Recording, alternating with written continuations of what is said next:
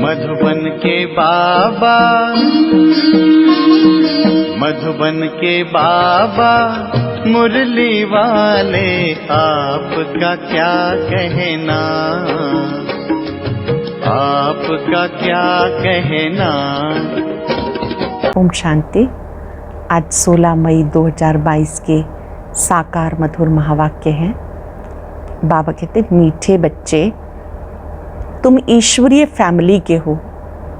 ईश्वरीय फैमिली का लॉ है भाई भाई होकर रहना।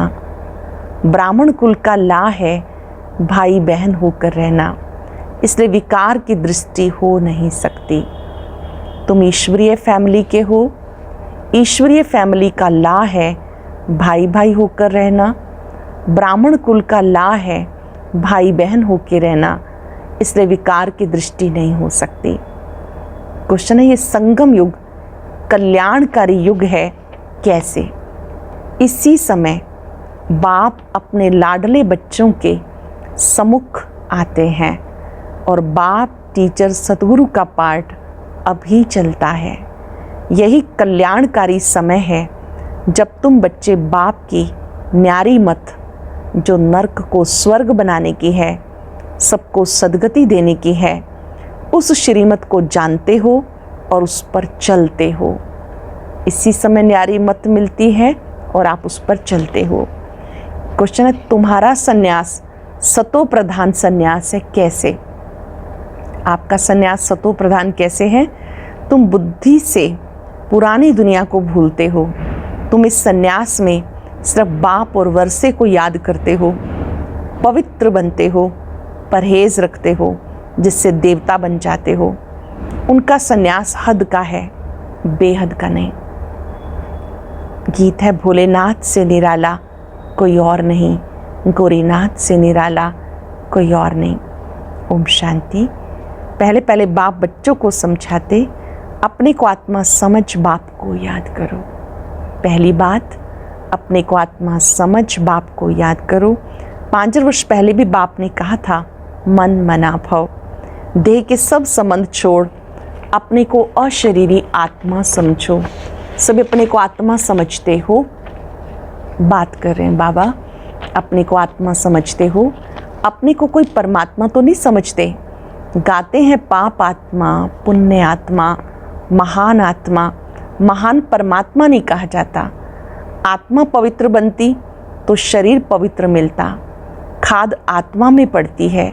बाप बच्चों को युक्ति से समझाते हैं, ये ज़रूर है आत्मा रूप में हम सब भाई भाई हैं। शरीर के संबंध में आए तो भाई बहन हैं। अब कई युगल बैठे हैं, उनको कहीं कि अपने को भाई बहन समझो तो बिगड़ पड़े। परंतु ये ला समझाया जाता कि हम सब आत्माओं का बाप एक है, तो भाई भाई हो गए। फिर मनुष्य तन में आते हैं तो प्रजापिता ब्रह्मा द्वारा रचना रचते हैं। जरूर उनकी मुख वंशावली आपस में भाई बहन ठहरे। सब कहते हैं परम पिता परमात्मा, बाप है ही स्वर्ग का रचयिता। हम उनके बच्चे हैं, क्यों ना हम स्वर्ग के मालिक बने।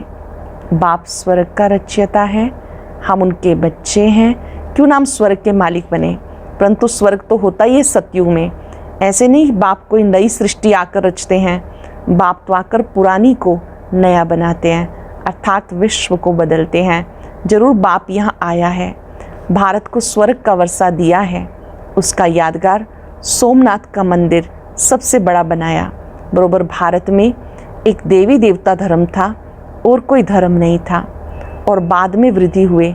जरूर बाकी सब आत्माएं निर्वाण धाम में बाप के पास रहेंगी। भारतवासी जीवन मुक्त थे, सूर्यवंशी घराने में थे, अब जीवन बंध में है। जनक का भी मिसाल है कि उसको सेकंड में जीवन मुक्ति मिली। जीवन मुक्त सारे स्वर्ग को कहेंगे। फिर बाकी उन्होंने जिन्होंने मेहनत की उतना ऊंच पद पाया। जीवन मुक्त तो सबको कहेंगे, तो जरूर मुक्ति जीवन मुक्ति दाता एक सतगुरु होना चाहिए।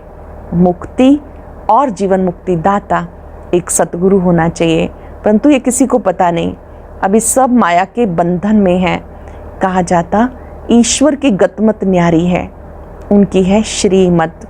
वो आते हैं जरूर, पिछाड़ी में सब कहेंगे ओहो प्रभु तेरी लीला। तुम अब कह रहे हो, ओहो प्रभु, तेरे इस नर्क को स्वर्ग बनाने की गत बड़ी न्यारी है। तुम जानते हो, फिर से हम सहज राजयोग सीख रहे हैं। कल्प पहले भी संगम पर सिखाया होगा। बाप खुद कहते, लाडले बच्चे, मैं तुम बच्चों के सम्मुख आता हूँ। वह सुप्रीम बाप भी है, सुप्रीम टीचर भी है, नॉलेज देते हैं और कोई भी सृष्टि चक्र की नॉलेज दे ना सके। इस सृष्टि चक्र के आदि मध्य अंत व हिस्ट्री ज्योग्राफी को कोई भी नहीं जानते। परम पिता परमात्मा स्थापना और विनाश का कार्य कैसे कराते हैं? निराकार परमात्मा स्वर्ग की स्थापना, पुरानी दुनिया के विनाश का कार्य कैसे कराते कोई भी नहीं जानते। तुम बच्चे अब जान गए हो। मनुष्य से देवता किए करत न लागी वार, ये महिमा उनकी है। मूत पुलिति कपड़ धोए। अब अपने से हर एक पूछे, हम पवित्र हैं या मूत पुलिति हैं? अकाल तख्त है ना? अकाल मूर्त उनका तख्त कहाँ है? वो तो जरूर परम धाम अथवा ब्रह्म महातत्व है। हम आत्माएं भी वहाँ रहती हैं, उनको भी अकाल तख्त कहा जाता है। वहाँ कोई आ ना सके। उस स्वीट होम में हम रहते हैं, बाबा भी वहाँ रहता है। बाकी वहाँ कोई तख्त व कुर्सियाँ आदि रहने के लिए नहीं हैं। वहाँ तो अशरीरी हैं। मूल वतन में सब अशरीरी आत्माएं हैं। तो समझाना चाहिए, सेकंड में जीवन मुक्ति मिलती है, अर्थात लायक बनते हैं। बाबा कहते, शिव बाबा को याद करो, विष्णुपुरी को याद करो। शिव बाबा को याद करो, विष्णुपुरी स्वर्ग को याद करो। अब तुम ब्रह्मापुरी में बैठे हो, ब्रह्मा की संतान हो, शिव बाबा के बच्चे हो। अगर अपने को भाई बहन नहीं समझेंगे तो काम विकार में चले जाएंगे। यह ईश्वरीय फैमिली, पहले तुम बैठे हो, दादा भी है, बाबा भी है और तुम उनके बच्चे हो, तो तुम शिव बाबा की ब्रह्मा द्वारा संतान हो, शिव के पोतरे ठहरे। फिर मनुष्य तन में तो बहन भाई हुए। इस समय तुम बहन भाई प्रैक्टिकल में हो। ये ब्राह्मणों का कुल है, ये बुद्धि से समझने की बात है। ये ब्राह्मणों का परिवार है, बुद्धि से समझने की बात है। जीवन मुक्ति भी सेकंड में मिलती है, बाकी मर्तबे तो बहुत हैं। वहाँ दुख देने वाली माया होती नहीं। ऐसे नहीं कि सतयुग से लेकर कलयुग तक रावण को जलाते रहेंगे, जो कहते परंपरा से जलाते आते, ये असंभव। स्वर्ग में असुर कहाँ से आए? बाबा ने कहा ये आसुरी संप्रदाय है। फिर उनका नाम रख दिया अकासुर बकासुर। कहते कृष्ण ने गाय चराई, ये भी पार्ट चला। शिव बाबा की गाय तुम ठहरी। शिव बाबा सबको ज्ञान घास खिलाते हैं। घास खिलाने वाला, परवरिश करने वाला वह है। मनुष्य मंदिरों में जाकर देवताओं की महिमा गाते हैं, आप सर्वगुण संपन्न, हम नीच पापी हैं। अपने को देवता कह ना सके, हिंदू कह देते। असल नाम भारत है। गीता में है यदा यदा ही धर्मस्य। गीता में हिंदुस्तान तो नहीं कहा है, यह है भगवान वाच। भगवान एक निराकार है जिसको सब जानते हैं। स्वर्ग में सब दैवी गुणों वाले मनुष्य हैं, उनको ही 84 जन्म लेने हैं, तो जरूर स्वर्ग से नरक में आएंगे। आपे पूज्य, आपे पुजारी, उसका भी अर्थ होगा ना। नंबर 1 पूज्य श्री कृष्ण है। किशोर अवस्था को सतो प्रधान कहा जाता, बाल अवस्था को सतो, युवा है रजो, वृद्ध है तमो। बाल अवस्था को सतो, युवा है रजो, वृद्ध है तमो। सृष्टि भी सतो रजो तमो होती है। कलयुग के बाद फिर सतयुग आना चाहिए। बाबा आते हैं संगम पर, शिव बाबा आते हैं संगम पर। यह मोस्ट कल्याणकारी युग, ऐसा युग कोई हो नहीं सकता। सतयुग से त्रेता में आए उसको कल्याणकारी नहीं कहेंगे, क्योंकि 2 कला कम हुई तो उसको कल्याणकारी युग कैसे कहेंगे। फिर द्वापर में आएंगे तो और कला कमती होती जाएंगी, तो ये कल्याणकारी युग नहीं रहा, कल्याणकारी संगम युग है। जबकि बाप खास भारत को, आम सब को गति सदगति देते हैं। अब तुम स्वर्ग के लिए पुरुषार्थ कर रहे हो। बाबा कहते हैं ये देवी देवता धर्म ही सुख देने वाला है। तुम अपने धर्म को भूल गए, तब और धर्मों में घुस जाते। वास्तव में तुम्हारा धर्म सबसे ऊंचा है। अब फिर तुम वही राजयोग सीख रहे हो, तो श्रीमत पे चलना है। फिर से राजयोग सीख रहे हो, बाबा की श्रीमत पे चलना है। बाकी सब है आसुरी रावण मत पर। सब में 5 विकार हैं। उसमें भी पहला है अशुद्ध अहंकार। बाबा कहते दे अहंकार छोड़, देही अभिमानी बनो और शरीरी भव। तुम मुझ बाप को भूल गए, ये भी भूल भुलैया का खेल है। देह समझना, बाबा को भूल जाना, ये भूल भुलैया का खेल है। कई फिर कहते हैं नीचे गिरना ही है तो पुरुषार्थ क्यों करें। अरे पुरुषार्थ नहीं करेंगे तो स्वर्ग की राजाई कैसे मिलेगी। ड्रामा को भी समझना है। ये एक ही सृष्टि है जिसका चक्र फिरता रहता है। सतयुग आदि सत्य है भी सत्य, होशी भी सत्य। कहते वर्ल्ड की हिस्ट्री ज्योग्राफी रिपीट होती है तो कब शुरू होगी, कैसे रिपीट होगी, उसके लिए तुम पुरुषार्थ करते हो। बाबा कहते फिर से तुम्हें मैं राजयोग सिखाने आया हूँ, तुम भी सीखते हो। राजाई स्थापन होगी, यादव कौरव खत्म हो गए और जय जयकार हो गई। फिर मुक्ति जीवन मुक्ति के दरवाजे खुल जाते, नहीं तो तब तक रास्ता बंद रहता। जब लड़ाई लगती है तब गेट खुलता है। बाबा आकर गाइड बनकर ले जाते हैं, लिबरेटर भी है, माया के फंदे से छुड़ाते हैं। गुरुओं की जंजीरों में बहुत फंसे हुए हैं, बहुत डरते हैं कहाँ गुरु की आज्ञा ना मानी तो कुछ श्राप ना मिल जाए। अरे आज्ञा तो तुम मानते ही कहाँ हो। वह निर्विकारी पवित्र और तुम विकारी अपवित्र। गुरु में मनुष्यों की कितनी भावना रहती है, क्या करते हैं कुछ पता नहीं। भक्ति मार्ग का प्रभाव है। अब तुम समझो सयाने बने हो, जानते हो ब्रह्मा विष्णु शंकर सूक्ष्म वतनवासी हैं। उसमें भी ब्रह्मा सो विष्णु का पार्ट यहाँ है। शंकर को यहाँ आने की दरकार नहीं। यहाँ है जगत अम्बा, जगत पिता और तुम बच्चे। फिर इतनी भुजा वाली देवियाँ आदि कितना बैठ बनाते हैं, अथाह चित्र हैं। ये सब चित्र भक्ति मार्ग के लिए। मनुष्य मनुष्य ही हैं। राधे कृष्ण आदि को भी 4 भुजाएं दे देते। दीपमाला में महालक्ष्मी की पूजा करते। वह 2 भुजा लक्ष्मी की, 2 भुजा नारायण की, इसलिए दोनों की पूजा होती है कंबाइंड रूप में। ये प्रवृत्ति मार्ग है और कुछ है नहीं। काली की जीभ कैसी दिखाते, कृष्ण को भी काला बना दिया। वाम मार्ग में जाने के कारण काली हो जाती। फिर ज्ञान चिता पर बैठने से गोरे बन जाते हैं। ज्ञान चिता पर बैठते हैं, गोरे बन जाते हैं। जगदम्बा ऐसी मीठी मम्मा, सबकी मनोकामना पूर्ण करने वाली, उसकी मूर्ति को भी काला बना दिया। कितनी देवियां बनाते हैं, पूजा करके समुद्र में डुबो देते हैं। तो ये गुड़ियों की पूजा हुई ना। बाबा कहते सब ड्रामा में नूंद है, फिर भी होगा। ये सब ड्रामा में नूंद है, फिर भी होगा। भक्ति मार्ग का बड़ा विस्तार है। कितने मंदिर, कितने चित्र, शास्त्र आदि हैं, बात मत पूछो। Waste of time, waste of money. मनुष्य बिल्कुल इस समय तुच्छ बुद्धि हैं, कोड़ी मिसल बन जाते हैं। बाबा कहते हैं भक्ति मार्ग से भटकने से मैं तुम्हें छुड़ाता हूँ। बाबा इन झंझटों से छुड़ा देते। सिर्फ बाप को, वर्षे को याद करो। पवित्र जरूर बनना है, परहेज भी रखनी है, नहीं तो जैसा अन्न वैसा मन हो जाता है। सन्यासियों को भी गृहस्थियों के पास जन्म लेना पड़ता। वह है रजो प्रधान सन्यास, ये है सतो प्रधान सन्यास। तुम पुरानी दुनिया का सन्यास करते हो। उस सन्यास में भी कितना बल है।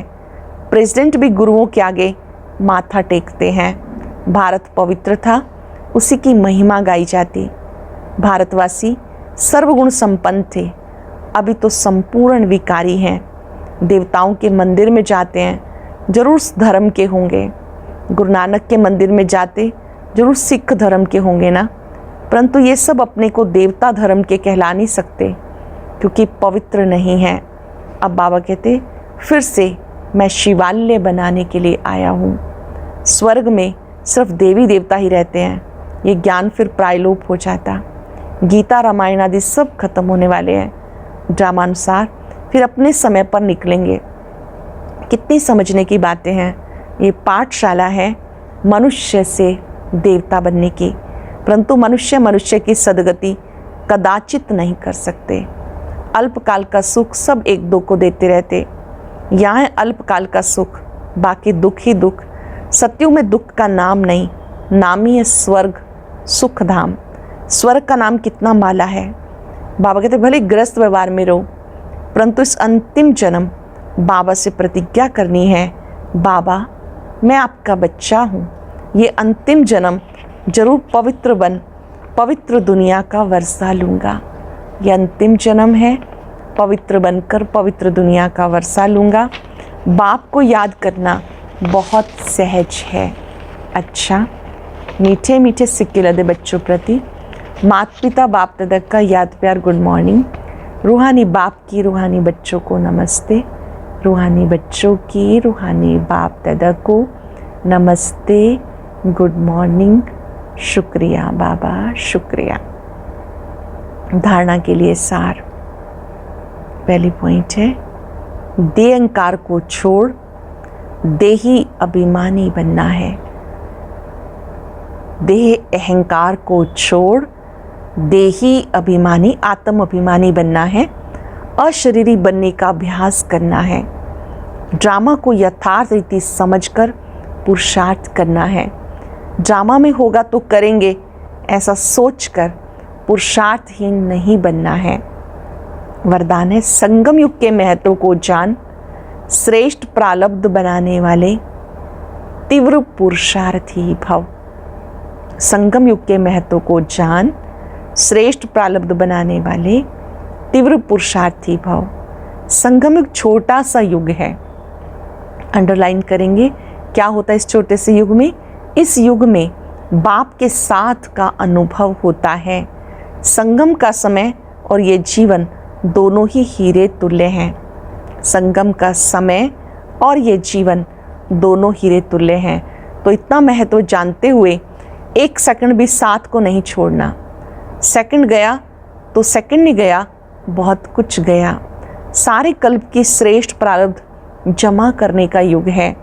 अगर इस युग के महत्व को भी याद रखो तो तीव्र पुरुषार्थ द्वारा राज्य अधिकार प्राप्त कर लेंगे। अगर इस युग के महत्व को भी याद रखो तो तीव्र पुरुषार्थ द्वारा राज्य अधिकार प्राप्त कर लेंगे। सरल शब्दों में संगम का महत्व सदा बुद्धि में याद रखना है। संगम के समय पर संगम का समय और ये जीवन दोनों ही हीरे तुल्य हैं। एक सेकंड गंवाना अर्थात एक वर्ष गंवाना, इस हिसाब को बुद्धि में रखना है।